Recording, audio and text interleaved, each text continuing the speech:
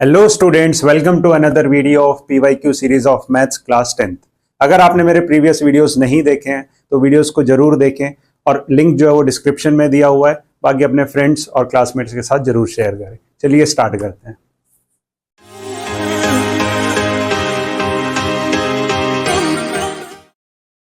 तो first question क्या दिया हुआ है? The value of k for which the system of equations 3x minus y plus 8 equal to 0 and 6x minus ky plus 16 equal to 0 has infinitely many solutions। तो किसी भी set of equations के infinitely many solutions कब होते हैं? जब a1 by a2 equals to हो b1 by b2 के equals to c1 by c2।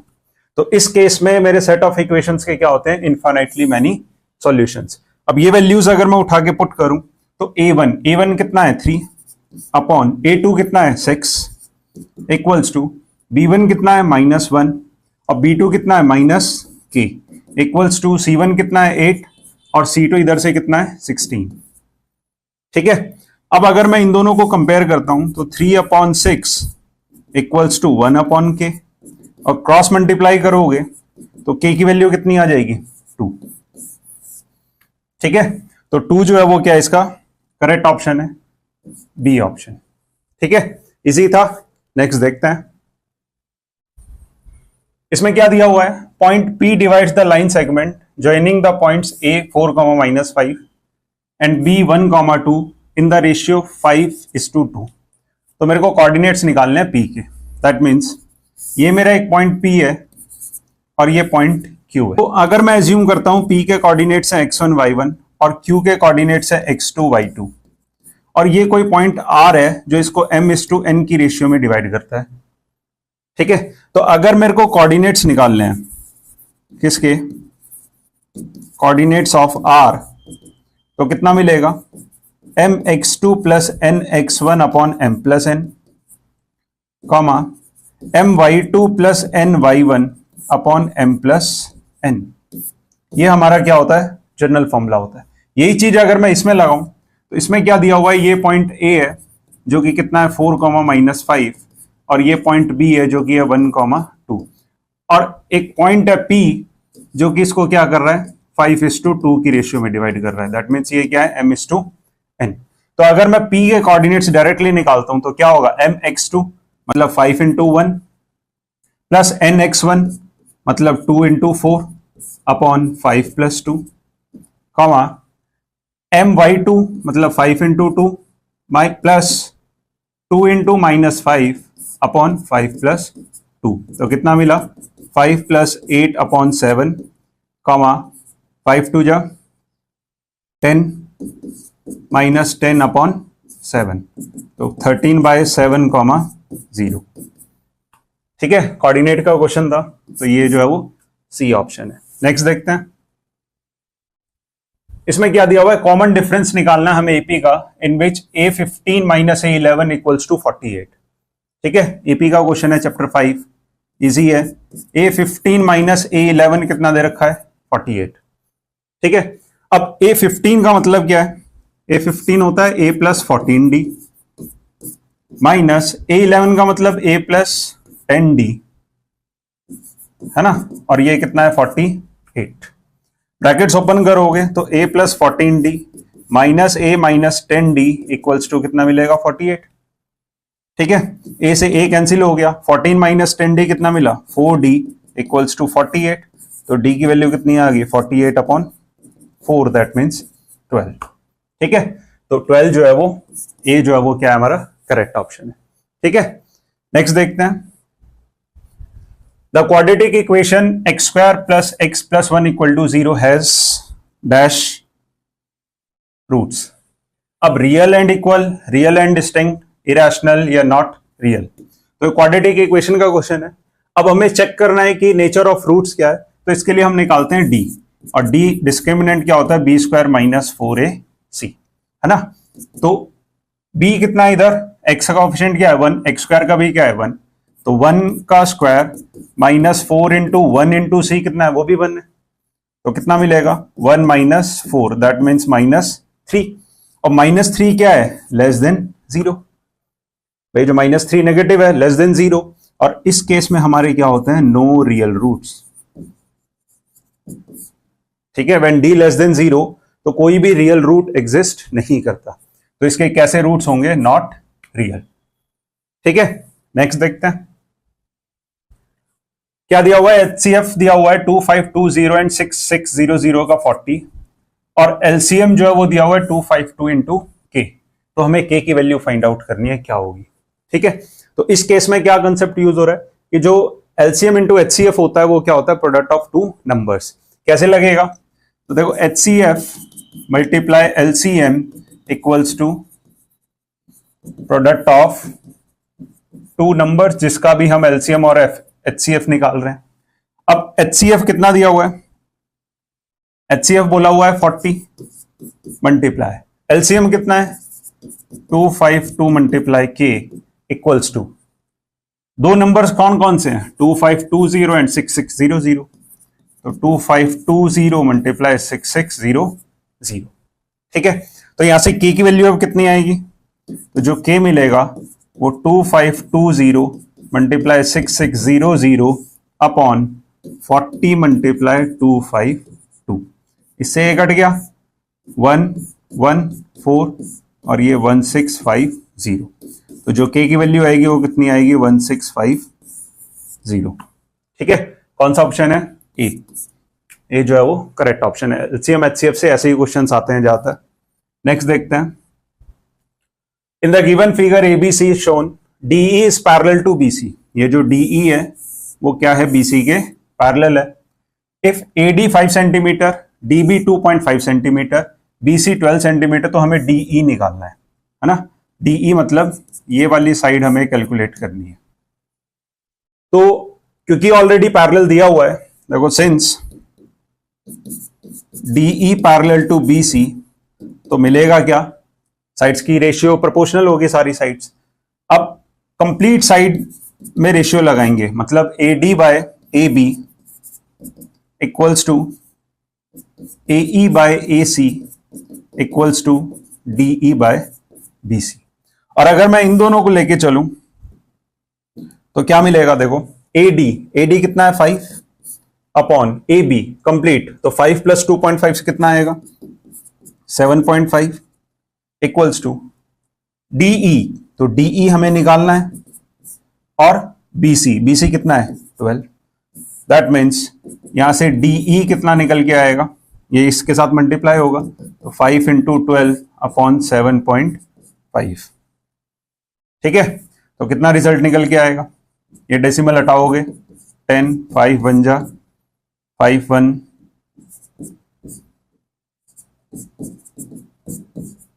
8, तो DE जो है वो कितना आया 8 सेंटीमीटर। ठीक है, सी जो है वो क्या है हमारा करेक्ट ऑप्शन है। ट्रायंगल से क्वेश्चन था, पीपीटी थ्योरम से। नेक्स्ट देखते हैं, चलिए ट्रिग्नोमेट्री। तो साइन थीटा इक्वल्स टू क्या दे रखा है कॉस थीटा, तो हमें वैल्यू निकालनी है sec theta into sine theta की। तो थोड़ा सा इसमें पहले ट्रांसफॉर्मेशन करते हैं। कैसे, देखो sine theta equals to cos theta दे रखा है, अगर मैं यहां से sine theta by cos theta निकालूं तो ये कितना होगा 1, है ना। और sine theta by cos theta कितना होता है टेन थीटा, तो टेन थीटा इक्वल्स टू क्या आ गया 1। अगर मैं इसको सॉल्व करूं, sec theta multiplied sine theta, तो देखो सेक क्या होता है 1 by cos theta into sine theta, और साइन बाय कॉस अगेन कितना हो गया टेन थीटा, और यहां से हमने निकाला है कि टेन थीटा किसके इक्वल है 1 के, तो ये क्या हो जाएगा 1। ठीक है, कौन सा ऑप्शन है सी। ठीक है, नेक्स्ट देखते हैं। देखो इंपॉर्टेंट क्वेश्चन है, इस टाइप के क्वेश्चंस आते हैं एग्जाम में। If alpha and beta are zeros of the polynomial 5x² + 3x - 7, the value of 1 by alpha plus 1 by beta. ठीक है, तो इस इक्वेशन से मैं, ये इक्वेशन दी हुई है, इससे मैं सम ऑफ जीरोस निकाल लेता हूं, मतलब अल्फा प्लस बीटा। तो अल्फा प्लस बीटा क्या होता है -b/a, दैट मीन्स -3/5, क्योंकि b 3 था और a 5 है। दूसरा मैं प्रोडक्ट ऑफ जीरोस निकाल लेता हूं, जो कि क्या होता है c/a, तो c कितना है -7 और a कितना है 5। ठीक है, अब निकालना क्या हमें, 1/अल्फा प्लस 1/बीटा। तो अगर मैं इधर से इसका एलसीएम लेता हूं तो क्या मिलेगा, अल्फा बीटा, और ये क्या होएगा, beta plus alpha. That means alpha plus beta upon alpha beta.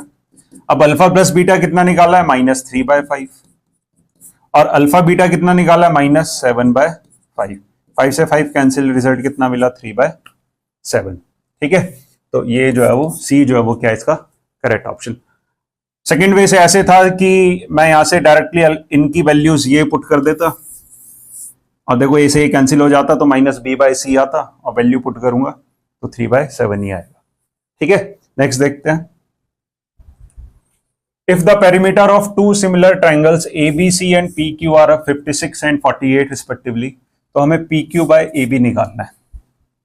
ठीक है, तो देखो होता क्या है कि अगर मेरे पास ये दो ट्राइंगल्स हैं, एक ABC और दूसरा ट्राइंगल है मेरे पास PQR, है ना, ये दो ट्राइंगल्स अगर गिवन है, तो जो इनके पेरीमीटर का रेशियो होता है, perimeter of triangle ABC upon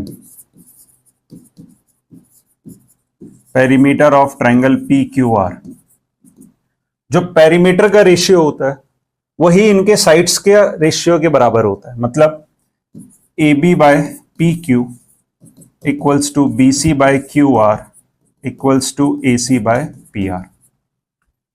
ठीक है, अब पूछा क्या हुआ है, PQ/AB, तो PQ/AB मतलब यहां से मिलेगा।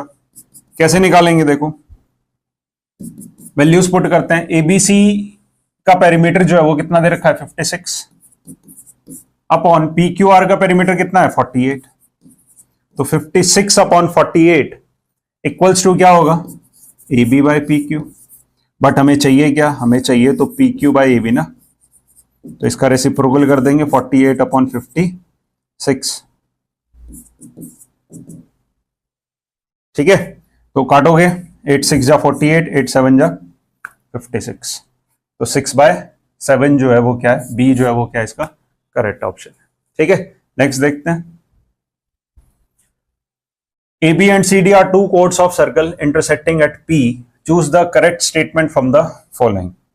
इंपॉर्टेंट क्वेश्चन है अगेन ये सर्कल्स का, 1 मार्कर में। ठीक है, अब इनमें से बताना है, देखो ये सिमिलैरिटी है, तो एक ट्राइंगल जो है वो ये वाला ट्राइंगल है ये, और दूसरा ट्राइंगल ये वाला है, ये दो ट्राइंगल्स हैं। ठीक है, तो इसमें है क्या, देखो एक तो सीधा सीधा ये वाला इसके इक्वल हो गया, वर्टिकली अपोजिट एंगल। दूसरा, अगर AC मेरा कॉमन कॉर्ड है, ये जो AC है ये क्या है, कॉमन कॉर्ड है, और एक कॉमन कॉर्ड जो है सर्कल के सर्कमफ्रेंस पे कहीं भी जो एंगल फॉर्म करता है वो क्या करता है, सेम, मतलब ये वाला एंगल जो है वो इसके बराबर हो गया। तो ये दोनों ट्राइंगल्स जो हैं वो क्या हो गए, सिमिलर हो गए, किससे, बाय AA सिमिलैरिटी। और AA सिमिलैरिटी से अगर ये सिमिलर है तो देखो ये एंगल क्या है, ADC, और ये क्या है, CBE। Angle ADP equals to angle CBP, है ना, और यहीं से ही ये ट्राइंगल्स के नाम कि ट्राइंगल ADP जो है वो सिमिलर हो जाएगा किसके, ट्राइंगल CBP के। और कौन सा ऑप्शन है, डी। ठीक है, डी एज इट इज।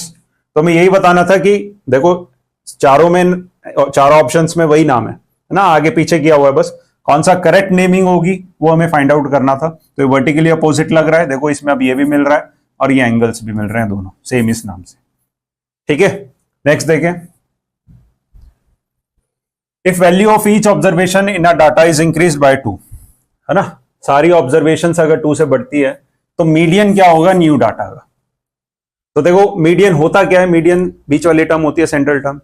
अगर हर एक टर्म को 2 बढ़ा दोगे, है ना, मान लो 10 12 14 16 इस तरीके से है, और सारी टर्म्स 2 बढ़ जाती हैं, तो होगा क्या कि जो मीडियन होगा उसका वो भी क्या हो जाएगा, उसमें भी +2 हो जाएगा, क्योंकि मीडियन कुछ नहीं होता, मीडियम उस टर्म की वैल्यू होती है, और हर एक वैल्यू को हम 2 बढ़ा रहे हैं तो मीडियन की पोजीशन तो वही रहने वाली है।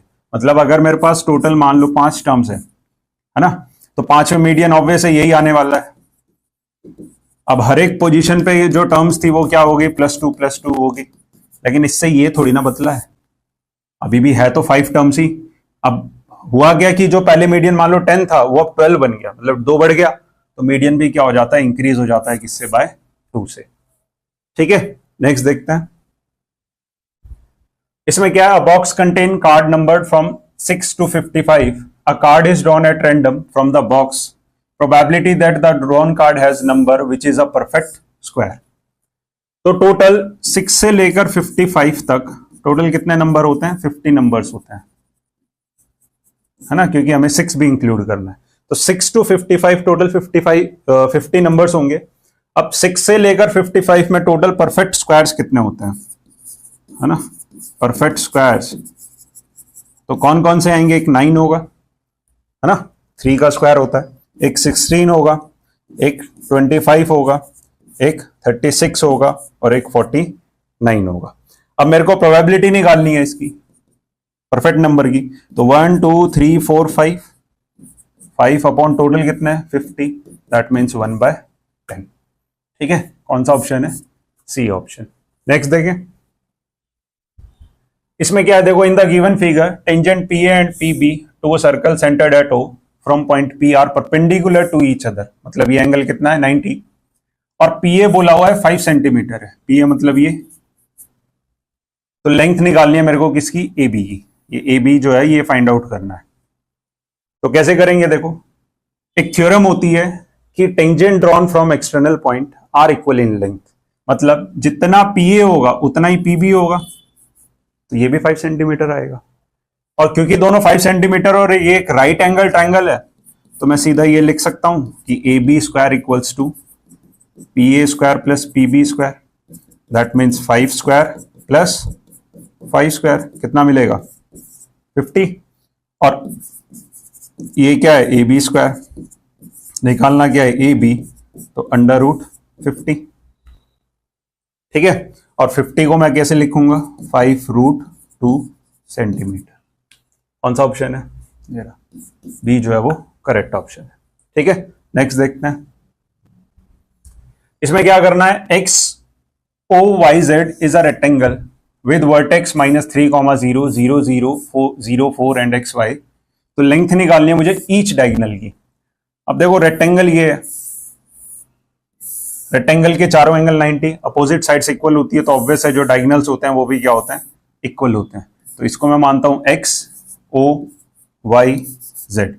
एक्स के कोऑर्डिनेट क्या है -3, 0, ओ के कोऑर्डिनेट 0, 0, वाई का 0, 4 एंड जेड का एक्स, वाई। ठीक है, अब मेरे को लेंथ ऑफ ईच डायगोनल निकालनी है। ऑब्वियस है एक्स वाई मेरे को पता नहीं है, ऑप्शन में ये भी दिया हुआ है, बट अगर मैं इधर से एक्स वाई लेंथ निकालूं तो ये क्या होगा, डिस्टेंस फॉर्मूला से under root of x2 - x1 square, तो 0 - -3 square plus y2 - y1 square मतलब 4